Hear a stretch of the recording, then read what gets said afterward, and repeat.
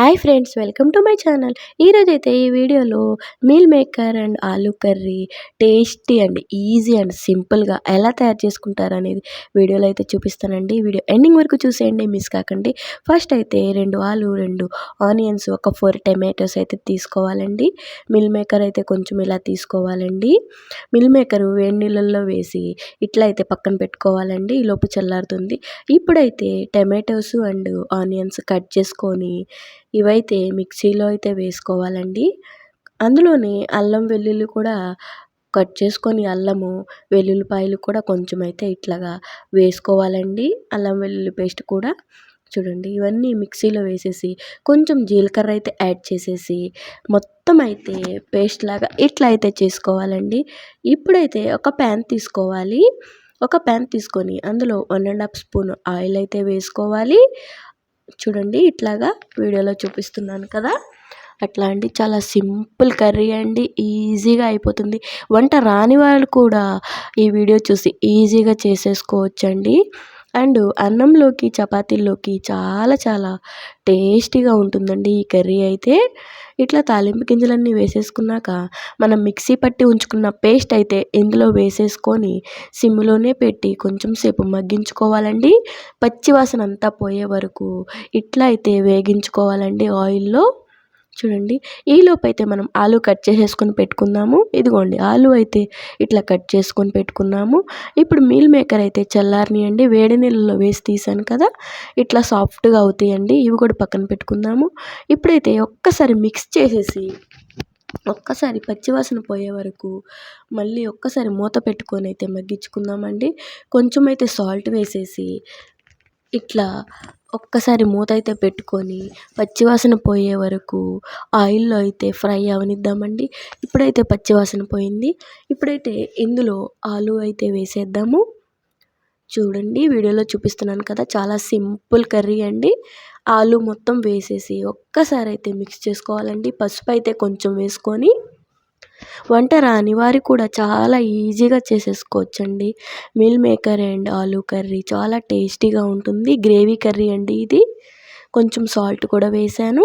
ఇప్పుడు ఒక్కసారి అయితే మిక్స్ చేసుకొని ఇందులోనే మీల్ మేకర్ కూడా యాడ్ చేసేయాలండి. ఇప్పుడు మిక్స్ చేశాను. ఇప్పుడైతే మీల్ మేకర్ కూడా వేసేసి మొత్తం అంతా ఒక్కసారి అయితే కలుపుకొని మూత అయితే పెట్టుకొని సిమ్లోనే మగ్గించుకోవాలండి. హైలో పెడితే మాడిపోతుంది. అందుకని సిమ్లోనే పెట్టుకొని మగ్గించుకోవాలి. మొత్తం మిక్స్ చేసేసుకొని ఒక్కసారి ఇట్లా కలిపేసేసుకొని మూత అయితే పెట్టుకోవాలండి.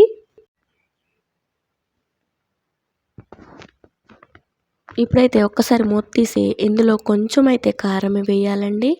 ఇలా కారం అయితే వేసి ఒక్కసారి మొత్తం మిక్స్ చేసేసి ఒక్కసారి మూత పెట్టి సిమ్లోనే ఉంచుకొని మగ్గించుకోవాలండి.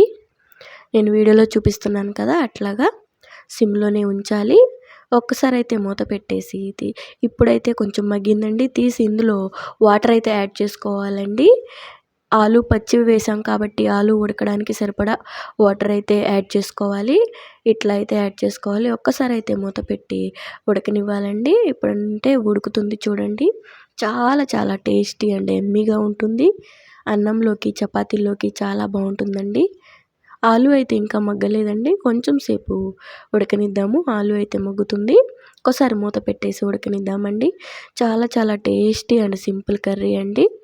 ఇప్పుడైతే రెడీ అయిపోయిందండి. చూడండి, చూపిస్తాను. ఇప్పుడు ఈ స్టేజ్లో గరం మసాలా ఒక 1/2 స్పూను అండ్ కసూరి మేతి వేసుకోవాలండి.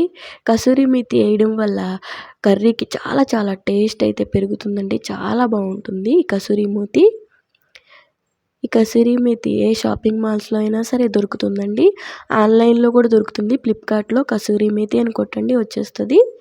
చాలా బాగుంటుందండి కసూరి మేతి వేసుకుంటే. కర్రీ టేస్టే మారిపోతుంది. చూడండి, ఎమ్మీగా రెడీ అయిపోయింది కర్రీ అయితే. వంట రాని వారు కూడా ఈజీగా చేసేసుకోవచ్చండి మీల్ మేకర్ ఆలూ కర్రీ. ఇప్పుడైతే సర్వింగ్ బౌల్లోకి వేసుకొని సర్వ్ చేసుకోవడమేనండి. చూడండి, చాలా చాలా ఎమ్మీ అండ్ టేస్టీగా ఉంది కదా. ఈజీగా తయారు చేసుకోవచ్చు. చాలా బాగుంది కదా, టేస్ట్ కలర్ఫుల్గా చూడంగానే తినేయాలనిపిస్తుంది. మీకు వీడియో నచ్చితే లైక్ చేయండి ఫ్రెండ్స్. చూడండి, చాలా బాగుంది కదా.